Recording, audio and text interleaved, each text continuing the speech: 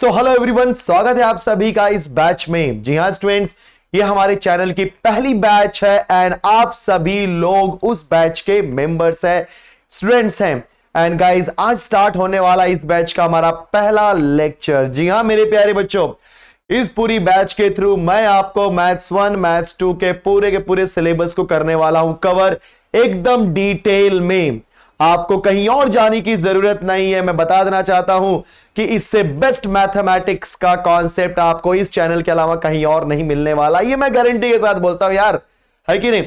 सो बस आपको करना क्या है यार, चैनल के साथ में जुड़े रहना है, अपना प्यार दिखाना है एंड चैनल को सब्सक्राइब कर दो भाई, जल्दी जल्दी बेल आइकन को प्रेस कर दो सो दैट कि सबका हर एक बोलते ना लेक्चर की वीडियो जो होते हैं उसका नोटिफिकेशन सबसे पहले आपको ही मिले।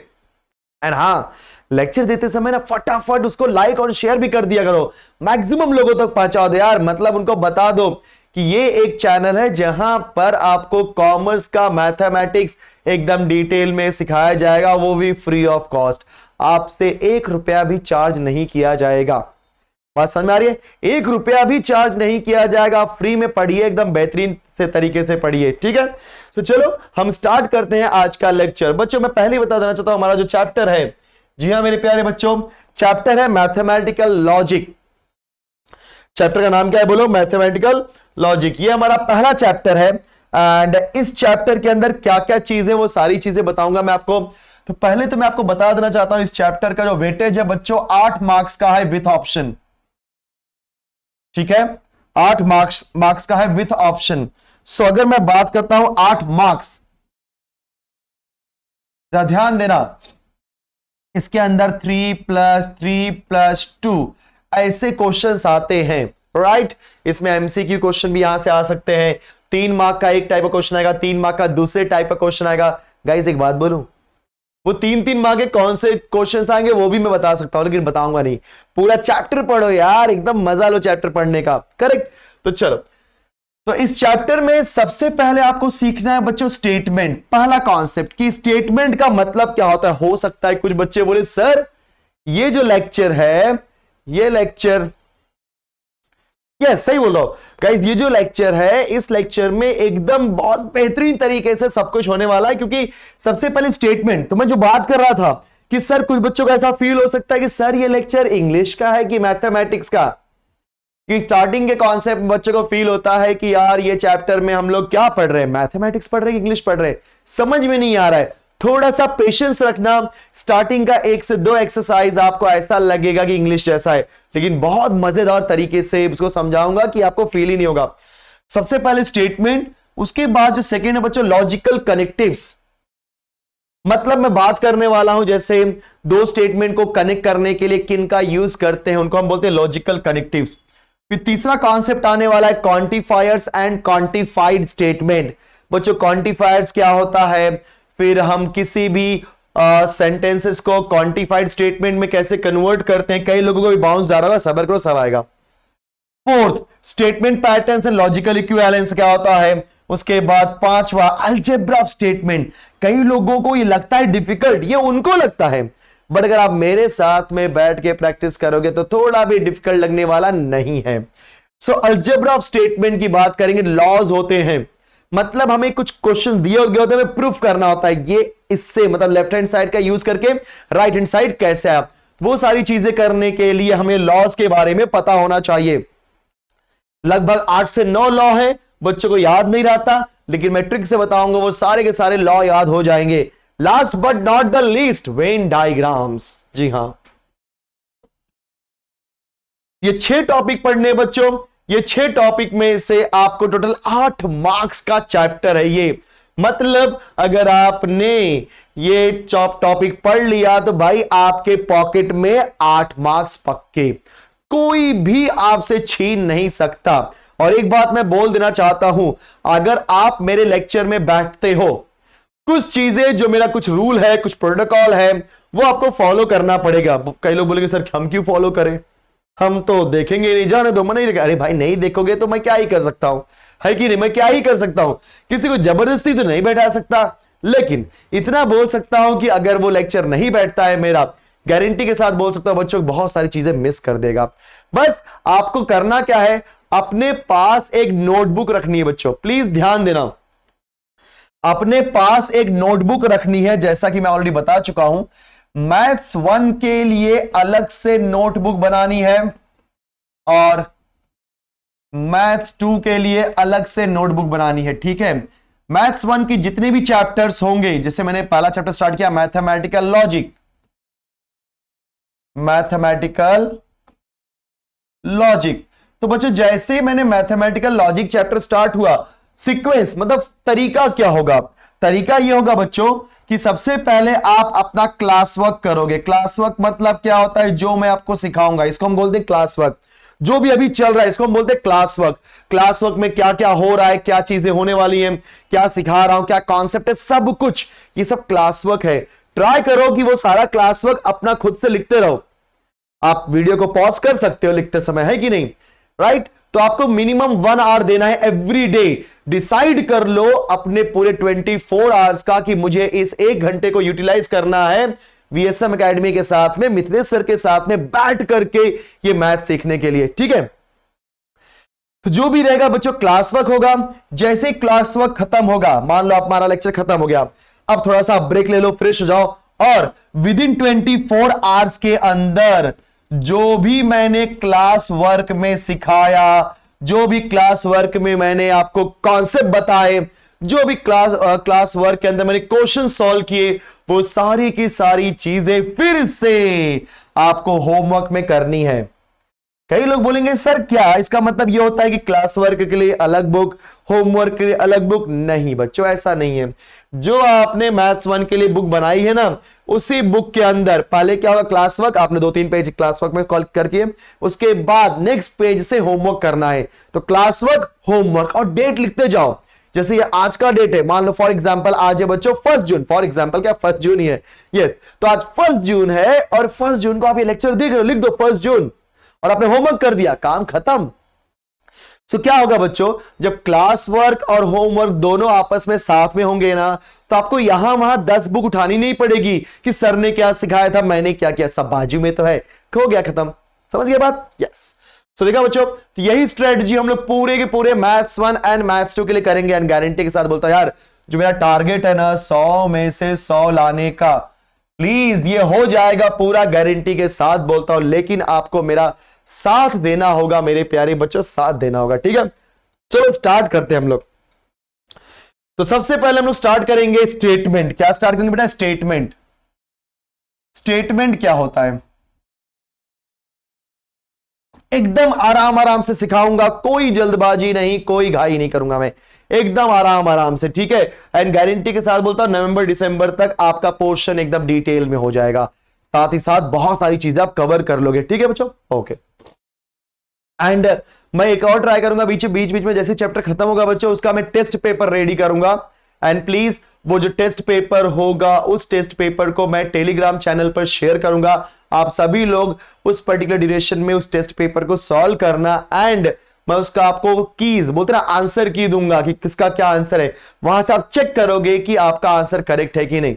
और जेन्युइनली मुझे आप अपना जितना भी मार्क्स मिला, उतने जो भी आपका नंबर ऑफ बोलते ना मार्क्स रहेगा, उसके हिसाब से आप मुझे टेलीग्राम पे अपने नाम के साथ लिख के भेजोगे, क्योंकि मैं आपका परफॉर्मेंस भी चेक करूंगा बच्चों। एंड इस तरीके से जब करेंगे, प्रैक्टिस करेंगे, बहुत सारी चीजें करेंगे, तो मार्क्स 100 में से क्यों नहीं आएगा। तो बच्चों मैं बात कर रहा हूं स्टेटमेंट के बारे में। सर स्टेटमेंट क्या होता है, तो मेरी बात ध्यान से सुनना। ऐसा सेंटेंस, देखो सेंटेंस और स्टेटमेंट में फर्क होता है। हम जो भी बातें करते हैं बच्चों, उसको हम बोलते हैं इन जनरल सेंटेंसेस। क्या बोलते हैं बेटा? सेंटेंसेस। मैं जो भी आपसे बातें कर रहा हूं, आप कुछ भी बोल रहे हो मेरे बारे में, मैं आपसे बातें कर रहा हूं, कुछ किसी के बारे में हम कुछ भी बोल रहे हैं, वो सब क्या होता है? सेंटेंसेस। लेकिन उन सेंटेंसेस में से एक बंदा निकल के आता है जिसका नाम है स्टेटमेंट, ठीक है, जिसका नाम है स्टेटमेंट। तो किसी भी सेंटेंसेस को हम स्टेटमेंट कब बोलते हैं? जब उसकी वैल्यू या तो ट्रू होती है या तो फॉल्स, इधर ट्रू और फॉल्स। जैसे लोग बोलते हैं a declarative sentence which is either, देखो अगर मैं स्टेटमेंट का डेफिनेशन बोलूंगा तो मैं क्या बोलूंगा? A declarative sentence which is either true और फॉल्स बट नॉट बोथ। समझो जरा बात को। So declarative sentence either true और false but not both is known as statement, या दूसरे शब्दों में आप बोल सकते हो logical statement. So mathematical logic का पहला कॉन्सेप्ट मैं बता रहा हूं बच्चों, स्टेटमेंट। सो बोलो स्टेटमेंट क्या होता है? That is which is also known as logical statement. मैं स्टेटमेंट बोलूं या लॉजिकल स्टेटमेंट बोलूं, दोनों का मतलब होता है सेम मेरे प्यारे बच्चों। एंड इसका डेफिनेशन क्या होता है? सो डेफिनेशन ये होता है कि declarative sentence which is either true और false but not both is known as declarative is known as statement. Sir example से समझाओ, ऐसा नहीं समझता हमको। चलो कोई बात नहीं। एग्जाम्पल, पहला एग्जाम्पल बच्चों, 2 इज इवन नंबर। क्या सही बात है? हाँ सर 2 तो इवन नंबर है, मतलब इसकी ट्रू या फॉल्स में आ रही है। 2 इज इवन नंबर। अब बोलोगे सर इवन नंबर क्या होता है? अरे बेटा ऐसा नंबर जो 2 से डिवाइड हो उसे बोलते हैं इवन नंबर। तो क्या 2 से डिवाइड होता है? हाँ सर, तो 2 इज अ इवन नंबर।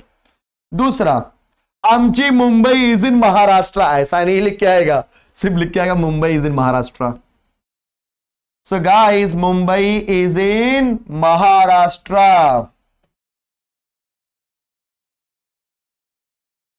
तो जैसे ही मैंने बोला मुंबई इज इन महाराष्ट्र, हाँ बात सही है, मुंबई महाराष्ट्र में ही है, बराबर। तो इसकी वैल्यू क्या है बेटा? ट्रू है। ये भी क्या है? ट्रू है। लेकिन अगर मैं जैसे एग्जांपल लूं, तीसरा एग्जांपल,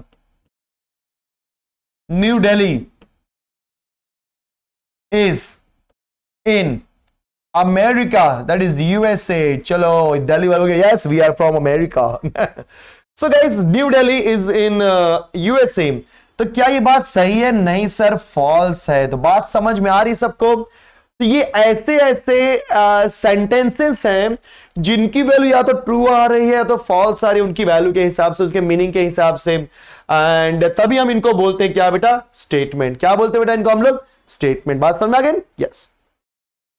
ये सब किसके एग्जाम्पल से बच्चों? स्टेटमेंट की। जैसे एक और एग्जाम्पल ले लेते हैं हम लोग, जैसे बोलो 2 + 2 = 4। सर ये तो इक्वेशन है, ये स्टेटमेंट कैसे मालूम पड़ेगा? तो मेरी बात ध्यान से देखना बेटा। बेटा हम लोग इक्वेशन को भी स्टेटमेंट बोलते हैं। कैसे मालूम पड़ता है? Left hand side equal to right hand side है। देखो ना 2 + 2 = 4, तो आंसर ट्रू आया। अगर यहां पे बोल दू 2 + 3 = 4, तो आंसर क्या आएगा? फॉल्स ना, क्योंकि हम जो बोल रहे हैं बेटा सही बोल रहे हैं कि 2 + 2 4 होता है, 4 = 4, ये ट्रू है। लेकिन 2 + 3 5 होता है, 5 = 4, नो, ये झूठ बोल रहे हैं, मतलब फॉल्स है। तो इक्वेशन में भी आंसर ट्रू फॉल्स आता है, तो इक्वेशन को भी हम स्टेटमेंट बोल सकते हैं। ठीक है। अब कई लोग के दिमाग में ये बात आ रही है, सर हमें तो समझ में आ गया कि भाई लॉजिकल स्टेटमेंट का मतलब ये होता है कि जिसकी वैल्यू या तो ट्रू होती है तो फॉल्स, बट नॉट बोथ, दोनों एक साथ नहीं हो सकती। भाई ये ट्रू भी है फॉल्स भी है, ऐसा नहीं हो सकता, कोई एक ही होगा, या तो ट्रू होगा या तो फॉल्स होगा। अब प्रॉब्लम ये होता है कि हम कैसे पहचानेंगे कि ये हमारा लॉजिकल स्टेटमेंट है और ये हमारा लॉजिकल स्टेटमेंट नहीं है। तो उसके लिए कुछ बंदे हैं, उनका नाम एक एक करके लेता हूं। पहला है बच्चों इंट्रोगेटिव सेंटेंसेस। सर ये तो इंग्लिश आ गया। अरे सबर कर बेटा, सबर कर। इंटरोगेटिव सेंटेंसेस, बच्चों जरा ध्यान देना। सो इंट्रोगेटिव सेंटेंसेस मतलब questions in short.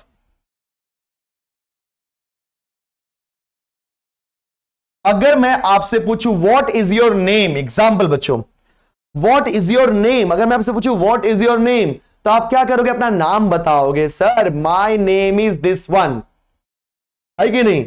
My name is Anthony Gonsalves, ऐसा गाना है ना। तो आप नाम बताने जाओगे, ना कि कुछ और नहीं बोलोगे, ट्रू और फॉल्स नहीं बोलोगे। अगर आपका टीचर आपसे पूछे बेटा what is your name, sir true, sir false, हमारे सर ने तो ट्रू और फॉल्स सिखाया है, नहीं, वहां पे ट्रू और फॉल्स आएगा ही नहीं। बात समझो ना, वहां पे बोल ही नहीं सकते आप ट्रू और फॉल्स। वहां पे सिंपली अपना नाम बताओगे।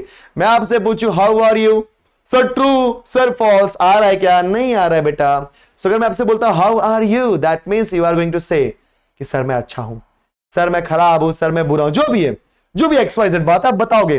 लेकिन ट्रू और फॉल्स नहीं बोलोगे, ठीक है।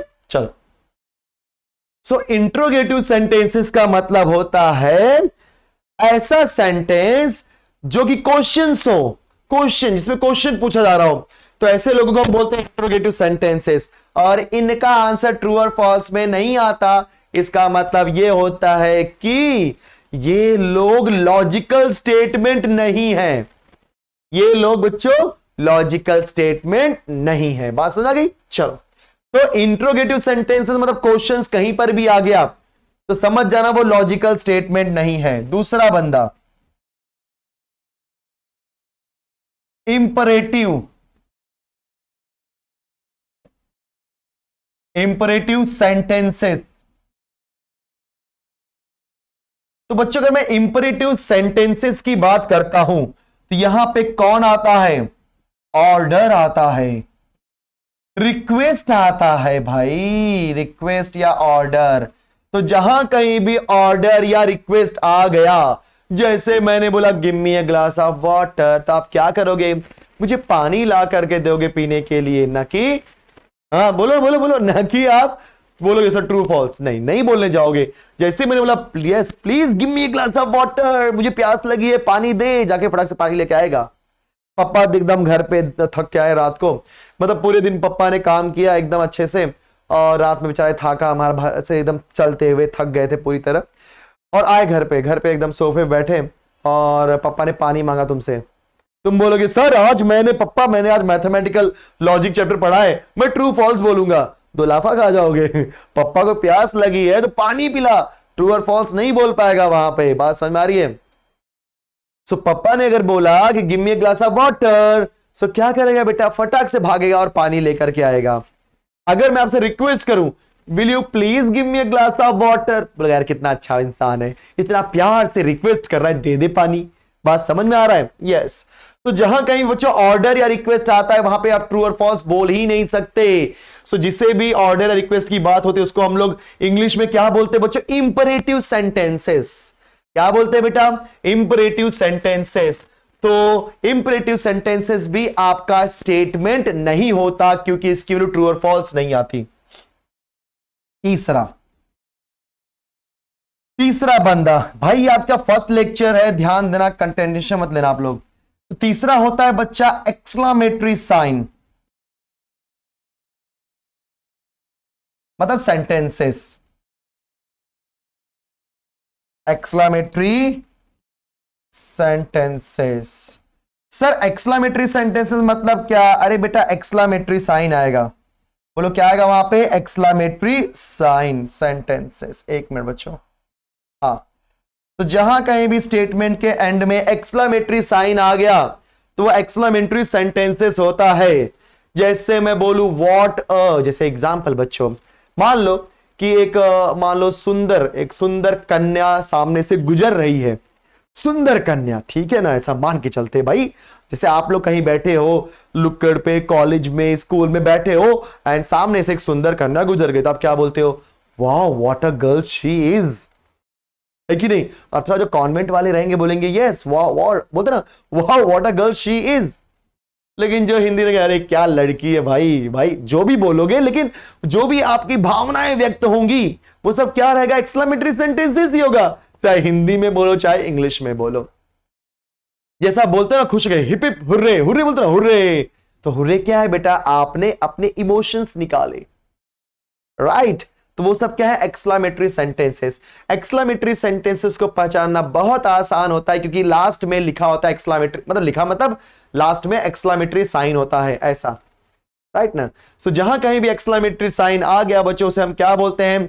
Exclamatory sentences. और एक्सक्लेमेटरी सेंटेंसेस भी आपका लॉजिकल स्टेटमेंट नहीं होता क्योंकि ये ऐसे सेंटेंसेस होते हैं जो आपके इमोशंस को व्यक्त करते हैं, आपकी भावनाओं को व्यक्त किया जाता है। समझ गए? हाँ, तो वहां पर ट्रू और फॉल्स वाली बात आ ही नहीं सकती।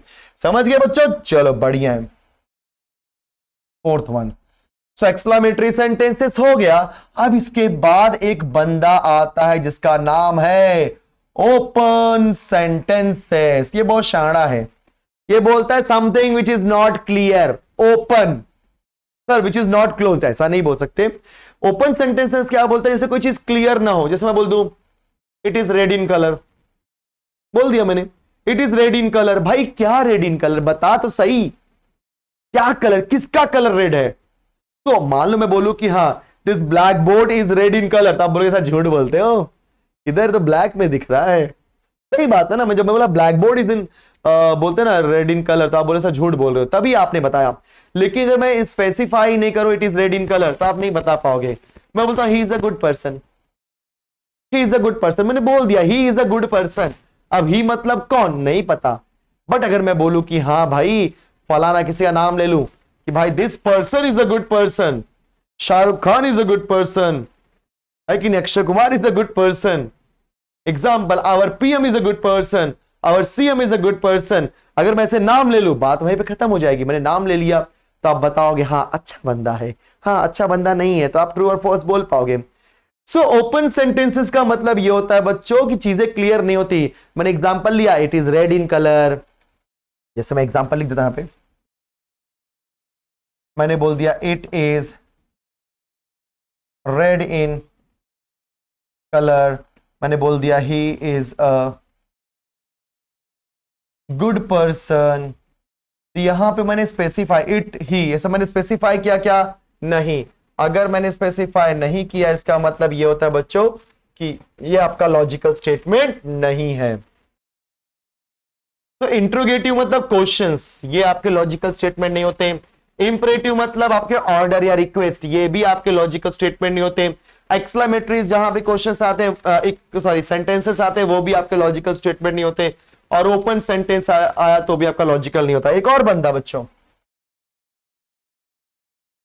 इक्वेशंस, याद रखना अगर हम बात करते हैं इक्वेशंस के बारे में, जैसे मैं बोल दूं x plus 2 is equal to 4, तो अगर आपका इक्वेशन के अंदर वेरिएबल है, ठीक है बच्चों, अगर आपके इक्वेशन के अंदर वेरिएबल है, तो आप वेरिएबल की अगर वैल्यू नहीं है तो आप नहीं बता सकते ट्रू है कि फॉल्स, क्योंकि आपका इक्वेशन ट्रू और फॉल्स कब माना जाता है, अगर मान लो इक्वेशन का लेफ्ट हैंड साइड और राइट हैंड साइड इक्वल हो जाए। So guys if left hand side is equal to right hand side then yes it answer is true. अगर लेफ्ट हैंड साइड और राइट हैंड साइड इक्वल नहीं है तो answer false हो जाता है। अब लेफ्ट हैंड साइड या राइट हैंड साइड को इक्वल या ना इक्वल होने के लिए एक्स की वैल्यू तो होनी चाहिए। एक्स तो हमें पता ही नहीं, अगर एक्स की वैल्यू दे दे तो हम बोल सकते हैं हाँ सर ट्रू और फॉल्स आ सकता है। लेकिन अगर एक्स की वैल्यू नहीं देता तो उस केस में आप नहीं बोल सकते ट्रू आएगा कि फॉल्स। बताओ जरा, बताओ क्या है, ट्रू है कि फॉल्स, नहीं पता। लेकिन जैसे मैं बोल दूं sir comma X is equal to 2, हाँ सर 2 + 2 4, 4 = 4, देखा, तो एक्स की वैल्यू देने से एकदम क्लियर हो गया कि ये आंसर ट्रू आएगा कि फॉल्स। तो याद रखना कोई भी इक्वेशन लॉजिकल स्टेटमेंट तभी होता है जब उसके वेरिएबल की वैल्यू दी गई हो। मैं फिर से रिपीट कर रहा हूं, कोई भी इक्वेशन लॉजिकल स्टेटमेंट तभी होता है मेरे प्यारे बच्चों जब उसके वेरिएबल की वैल्यू दी गई हो। अगर वेरिएबल की वैल्यू नहीं दी गई होगी तो आप चेक नहीं कर पाओगे कि लेफ्ट हैंड साइड और राइट हैंड साइड इक्वल है कि नहीं। क्लियर हो गया, चलो बढ़िया है। सो बच्चों देखा आपने, एकदम एकदम मैंने सिर्फ अभी बेसिक्स बताया कि आपका मैथमेटिकल लॉजिक सॉरी स्टेटमेंट क्या होता है, और ऐसे कितने लोग हैं जो स्टेटमेंट नहीं होते। इंट्रोगेटिव, इंपरेटिव, एक्सक्लेमेटरी, ओपन और इक्वेशन की बात किया, मतलब उसके वेरिएबल की वैल्यू देना चाहिए। अगर वेरिएबल की वैल्यू दे दिया तब स्टेटमेंट होगा, वेरिएबल की वैल्यू नहीं दिया तब आपका स्टेटमेंट नहीं होगा। कंफर्म स्टूडेंट्स, चलो बढ़िया है। आई होप कि सभी को ये सारी चीजें अब समझ में आ गई कि हाँ क्या होता है। देखा आपने फर्स्ट लेक्चर इतने मजेदार तरीके से सिखाया, यार क्या बोलते हो अभी आप लोग, है कि नहीं? तो बस आपको मजेदार तरीके से समझा, मुझे कैसे मालूम पड़ेगा? अरे यार कमेंट बॉक्स किस लिए है, कमेंट में एकदम बढ़िया बढ़िया कमेंट करो, और जो भी डाउट होता है आप मुझे कमेंट बॉक्स में कमेंट करो। राइट, चलो बच्चों, सो हम लोग अभी नेक्स्ट लेक्चर में आएंगे तो इससे रिलेटेड बहुत सारे क्वेश्चंस करेंगे कि क्या क्या होता है और क्या नहीं होता, कि लॉजिकल स्टेटमेंट है कि नहीं है। और एक चीज और बता देना चाहता हूं जाने के पहले बच्चों, जो हम बोलते हैं ना ये वैल्यू ट्रू है, ये वैल्यू फॉल्स है, इसको हम बोलते हैं ट्रुथ वैल्यू। क्या बोलते हैं बेटा? Truth value. कंफ्यूज मत होना। यस, तो किसी भी स्टेटमेंट के लिए ट्रू या जो फॉल्स बोलते हैं ना, या तो ट्रू बोलते हैं तो फॉल्स बोलते हैं, उसके मीनिंग के हिसाब से कि जो ट्रू और फॉल्स होता है ना, इसको हम बोलते हैं ट्रुथ वैल्यू। क्या बोलते हैं बेटा? Truth value. ठीक है, चलो ये भी थोड़ा सा बाकी था, हमने बता दिया। सो नेक्स्ट क्लास में मिलूंगा तो मैं आपको बताने वाला हूं क्या इसके ऊपर एक्सरसाइज फर्स्ट। ये आपको समझ में आ गया तो एक्सरसाइज 1.1 एकदम आसान लगेगा, लगभग 25 से 30 क्वेश्चन है, फटाफट हो जाएंगे। तो प्लीज एवरीडे गाइस मेरे लेक्चर में आने से पहले, राइट ना, क्योंकि आपको पता है इस टाइम पे लेक्चर आएगा। सो एवरी बोलते हैं ना इवनिंग, बच्चों हर शाम को जो लेक्चर का टाइमिंग है, बोला ही नहीं मैंने ये तो, बच्चों ध्यान से देख लो सभी लोग। एवरी बोल सकते हैं कि एवरी ऑल्टरनेट डे आपका जो लेक्चर का टाइमिंग है वो है 7 क्या PM। तो 7 बजे शाम को मैं आपसे मिलूंगा एवरी डे। तो आप लोग 7 बजे आने से पहले 6:30 को जो भी मैंने प्रीवियस लेक्चर में सिखाया हुआ है उसको पूरा का पूरा रिवाइज करो। मेक श्योर दैट कि उसके पहले का पूरा होमवर्क खत्म हो चुका हो, फिर आप 7 बजे लेक्चर एकदम मस्त में बैठना स्टार्ट करो। सो एवरी ऑल्टरनेट डे आपका जो लेक्चर होगा 7 डे मिलेगा। मतलब कब कब मिलेगा बता देना चाहता हूं। सो टेंशन मत लो, आपको डेट ऑल्टरनेट डे बोल दिया मतलब आपको मालूम पड़ जाएगा, बट अभी आप 7 के लिए ध्यान दो। ठीक है, तो आज हमारा फर्स्ट डे है, 1 जून है। आई होप कि सबको पूरा लेक्चर समझ में आओगा। सो चलो मिलेंगे नेक्स्ट लेक्चर में यार, इसी हंसी खुशी के साथ, इसी मस्ती के साथ। चलो मैं विदा लेता हूं, बाय बाय स्टूडेंट्स।